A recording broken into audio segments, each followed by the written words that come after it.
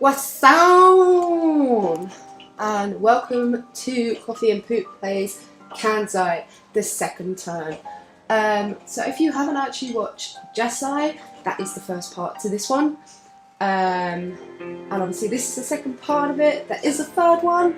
Now I can obviously play that, and I probably will do after this.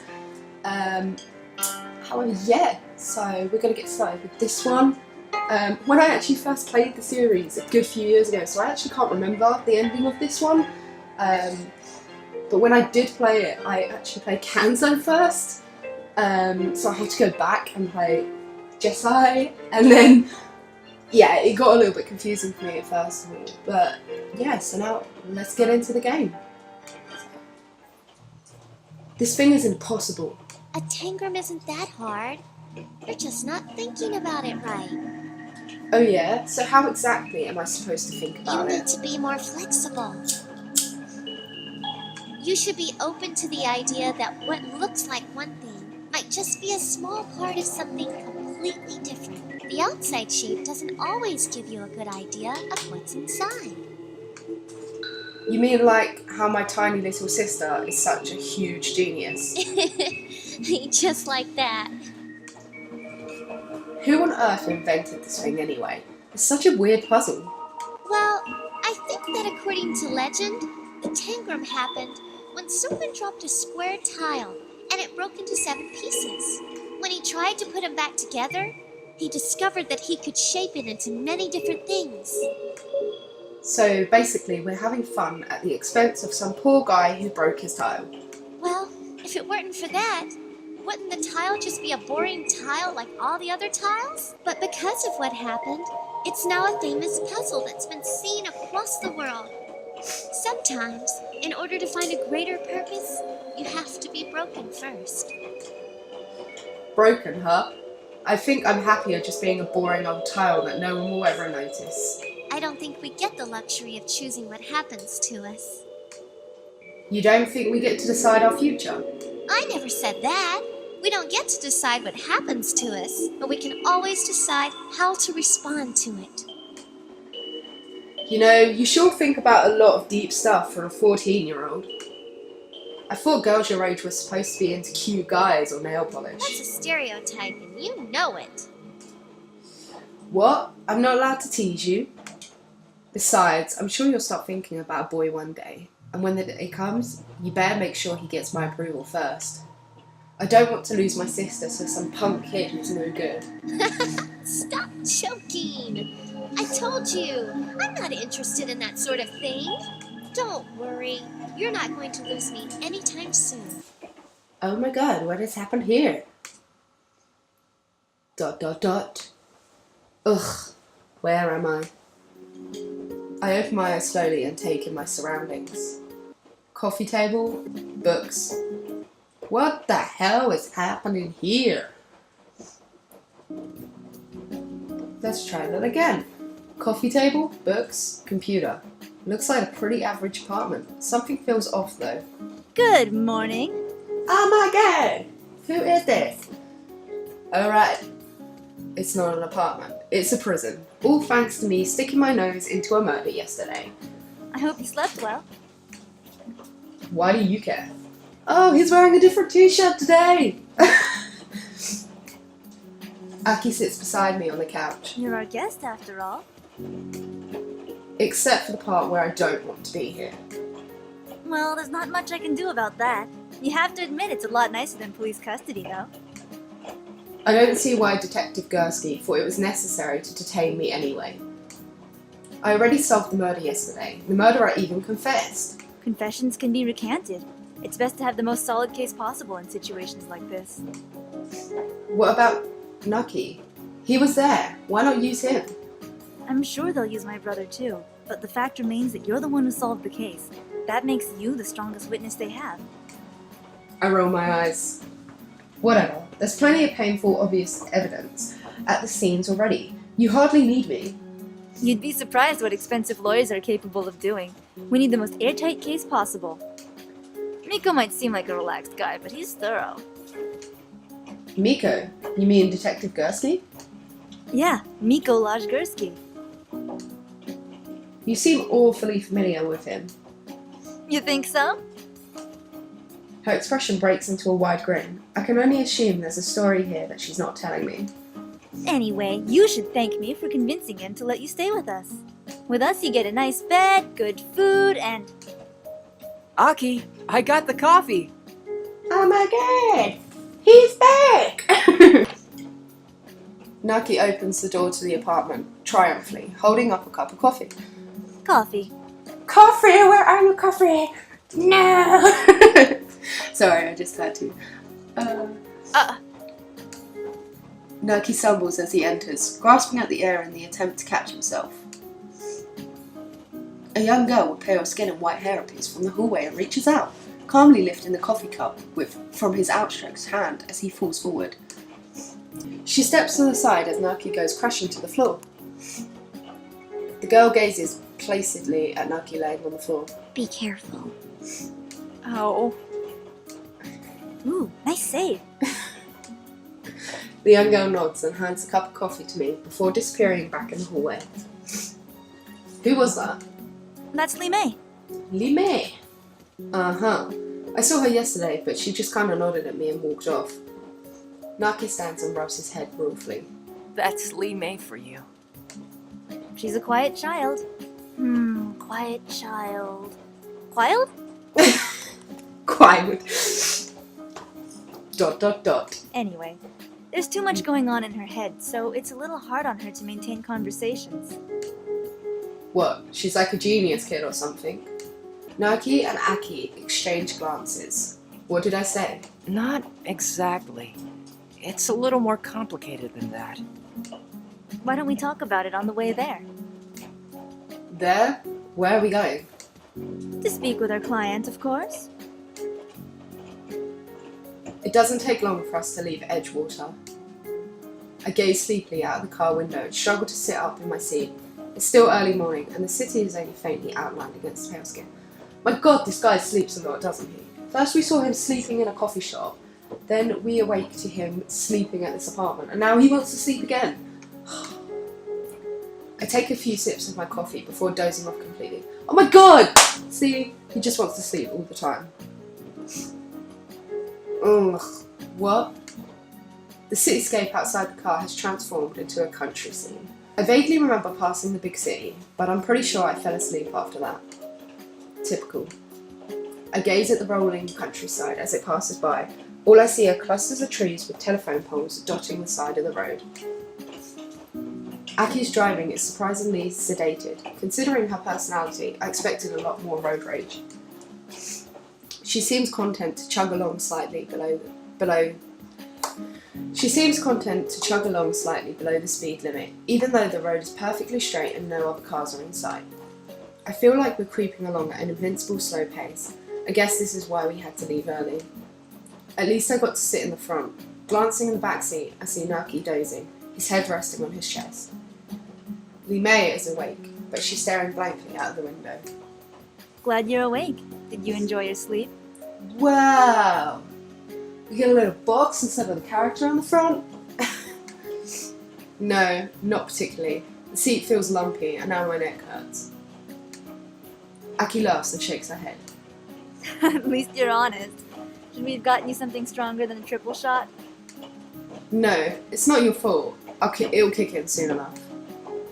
I look out the window again, trying to focus on the scenery. It looks like we're far away from the city by now. Any reason we had to leave so early? We have a long way to go to meet with our client, and he's the sort of guy who will get very fussy if we're late. Where are we going anyway? What are we supposed to be doing? Who's the client you're talking about? Wait, you said you were going to tell me about Li Mei, didn't you? You're overflowing with questions. I suppose I can't blame you. You're not the only one with questions, though. In fact, you're a pretty big question mark yourself. Let's make a deal, shall we? You ask a question, then I ask a question. We'll trade answers. 21 questions! I guess that works. What should I ask? Okay, so should we ask, who are you? Because technically we actually don't know who they are. So, Who are you people anyway? You work for high-profile corporates like Autumn Engineering. The police seem to trust you almost unconditionally. But you just look like a bunch of kids. Aki burst out laughing. You're a kid too, aren't you? Yeah, well... We're a special investigation agency. Our work isn't always as exciting as corporate espionage and murder. More often than not, we're just snapping photos of cheating lovers. Wow, nice company, eh? As for why the police trust us, that's sort of a weird story. That's for another question, though. Okay, my turn. What's your name? I was hoping you wouldn't ask that. You do realize how suspicious it makes you look when you hide it, right? It's complicated. Things are only as complicated as you want them to be, but I respect your privacy. The girl who can insert thoughts into my head whenever she wants respects my privacy. Ironic. We're going to have to call you something, though. Is Kansei okay? Kansei? Oh, that's a long name. Kansei? Roughly translated, it means strong emotions. It's sort of a play on Kansei. Oh, it's Kansei! I said it wrong. Is that supposed to mean something to me? We call the ability to feel other people's emotions Kansei. It's like a super sensitivity. Since you have a type of Kansei, we can call you Kansei. Kan-gai. Get it? Okay, I think I can remember it that way. Kansei. Yeah, but it's stupid. I never claimed to be good at picking names. Try to think of something else, please. I'll see what I can do. I lean back in my seat and adjust myself, attempting to get more comfortable. Is there any reason your car is so tiny? Is that your next question? No, I'm just saying there's not much space here. Lee May never complained about it. Yeah, well, Lee May is tiny. Oh yeah, what's the deal with her anyway? Now that's definitely a new question. Right. What should I ask? Well, maybe... Where are we going? Might as well. A small estate out in the countryside. It belongs to one Mr. William Otten. Oh, it's in Autumn Engineering. Got it in one. So he's the guy who hired you to track Sarah Blackmore because she was stealing information from him. Yep. Well, until she was murdered, that is. Yeah, there is that. We reported to him yesterday about what happened. You mean about how Miss Bergstrom hired Sarah to steal from him? That and the fact that Miss Bergstrom claimed the third party was also interested in the information. He didn't sound too happy about that, so he ordered us to come see him today and give a full report in person. Great! Wow, that sounds a little demanding. I can't blame him. His entire company's at stake here. I hope you don't mind coming with us. Since you were there yesterday, it seems only natural to bring you along. Yeah, I get it. I'm sure the real reason she's taking me along is because she promised Detective Gursky that she'd keep an eye on me. But I guess I don't mind talking to this Autumn guy. It's not like I had any plans for today anyway, and it might be interesting to see the house of a millionaire. Why does Mr. Orton live so far out of the way anyway? Considering that his company is in the middle of Edgewater, wouldn't it make more sense not to live a gazillion miles from this place? Who knows? Word is that he really hates the city. His assistant said that he rarely leaves his house, conducting most meetings via satellite. Weird. His entire company is built on cutting-edge technology, but he doesn't want to live around a couple of stoplights? Aki shrugs. Rich people are eccentric. Comes with a job description, I think. Job description? Oh, I love that job. Sounds more like a paranormal to me. Maybe it is. Alright, next question. Where are you from, anyway? Los Angeles. I'd rather you don't lie about it. What? Miko told me about it. Yesterday you told him that you were from LA, but when he asked you about precincts, you didn't correct him. In Los Angeles, police work districts, not precincts. I'm surprised he didn't cuff you on the spot for lying to him. Actually, no, I'm not. I turn my gaze back towards the scenery outside, unsure of how to answer. Detective Gursky knew I was lying yesterday. Why did he let me go? Why did he let me get away with it? Did he recognize me? I don't remember him though. I've been living in Los Angeles for the past 3 years. Isn't that good enough? And before that? Only one question at a time, remember? Aki raises an eyebrow. Of course. Go ahead. Okay, so let's find out about Lei Mei. So what's the deal with Lei Mei anyway? Earlier you said there was a lot going on in our head. All of us have a sort of Kansei like you do. We can all sense thoughts and feelings to some extent. And? Li Mei's Kansei is probably the purest form of them all. What the hell does that mean? She experiences the emotions of everyone around her. Oh damn, girl, that's powerful. Everyone. Everyone. If you're happy, she's happy. If you're sad, she's sad. Everyone else's emotions are constantly streaming into her mind. She has to spend a lot of her energy sorting out which feelings are hers and which aren't. Damn, that sounds like a pain in the backside. I turn and look at Lei Mei. Her eyes are open and her body is unmoving as she stares straight out the car window. Her mind must be a mess. I wonder if she can feel my pity for her. Can she even tell that it's me? Or is it all mixed up inside of her? Oh man, should I even be feeling this way? If she can sense it, it's probably really demeaning to her that I'm feeling bad for her. I don't want her to think that I think of her as a poor kid. I don't want her to think that I think of her as a poor little kid or something. I desperately tried to conjure up another emotion, to squelch my current mood, but my mind is completely blank.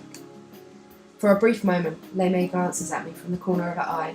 She nods slowly after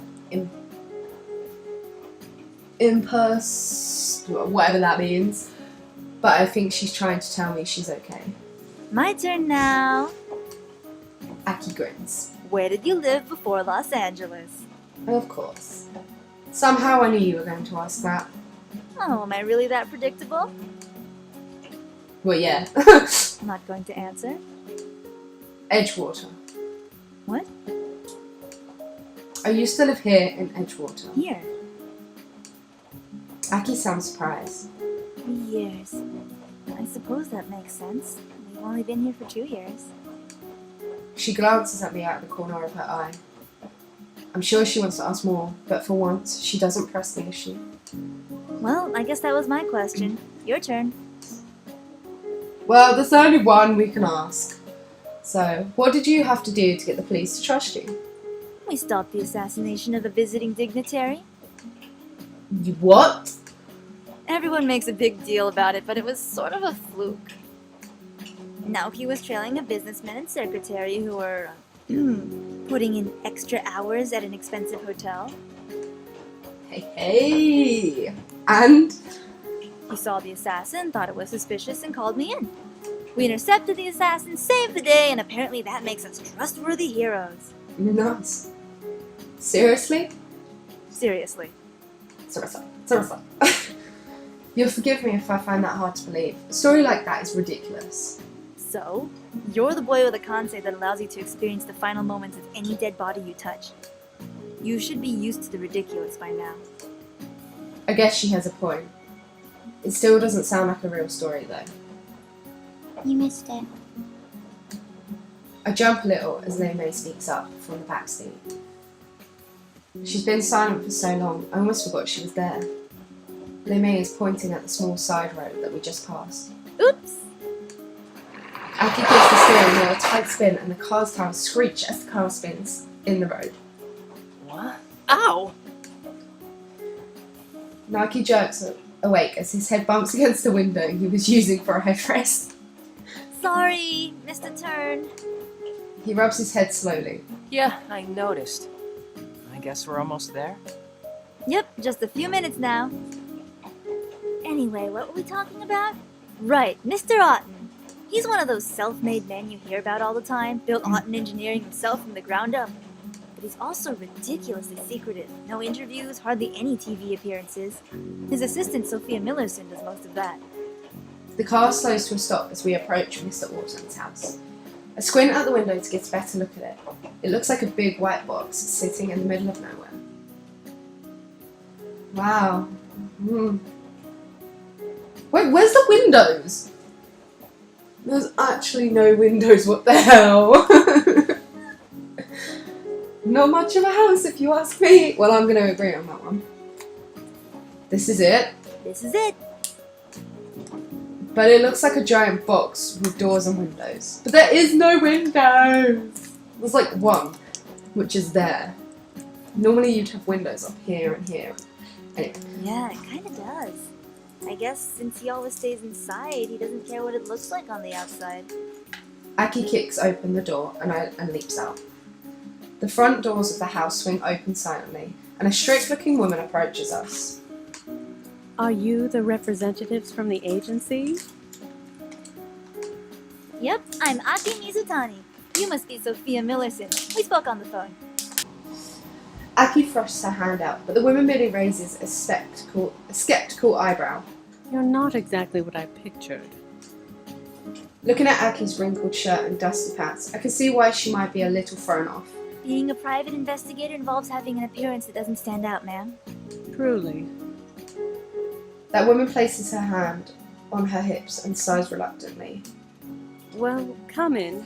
Mr. Otten seems unusually eager to speak with you. Aki kicks the car door shut and motions for us to follow her. I climb out and stumble for a moment as my knees buckle underneath my weight. Ugh, my legs are cramped from sitting in that car for so long. Sophia watches me impassively. She doesn't look impressed. Naki comes stumbling out of the car after me, and we both do our best not to look like a pair of goldfish who have been dumped unceremoniously out of our bowl. Are these your associates? If she was unimpressed before, she's plain worried now. I can't say I blame her. They are. Aki steps to the side, and Naki and Lee Mei approaches Sophia. This is Lee Mei, and this is my brother Naoki. Naoki, Lee Mei. Lee Mei glances up to Sophia like a swan and offers her a polite bow. And he is? Sophia points at me. ... Aki stares at me and a hint of panic shows in her eyes. I've already made it clear that I don't intend to give my name away, but I guess that puts her in a somewhat difficult situation. That would be... Kansei. So we went with the Khan guy in the end. What? Khan guy. She's really going to stick with that weird name. Kansei? Unusual. I turn to Aki and make a face, but Sophia either doesn't notice or care. Aki shrugs apologetically. Sorry, it's the best I could do on short notice. You should have given me something to work with. She's in my head again! No! I'm suddenly regretting not telling her my name was Fred or something. I guess it's better than nothing.